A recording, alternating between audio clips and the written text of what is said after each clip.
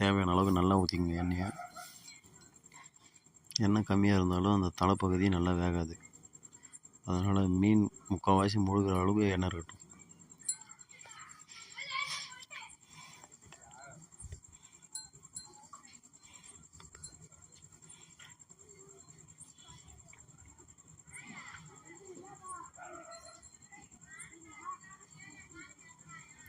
மீன் நல்லா அந்த மேலெல்லாம் அந்த கோல்டு கலர் வந்து பாருங்கள், அந்த மாதிரி வந்தால் நல்லா வெந்துருச்சுன்னு அர்த்தம். இதுவே நம்ம கொஞ்சம் ஒரு கொத்து கறிவேப்பிலையிலேருந்து ஒரு சின்ன துண்டு எடுத்து போட்டுக்குவோம். அப்போ தான் அந்த மீன் வறுத்தது பார்க்கறதுக்கு கொஞ்சம் அழகாக தெரியும்.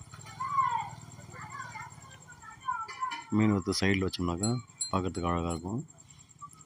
கோல்டு கலர் ஆகிடுச்சு மீன்,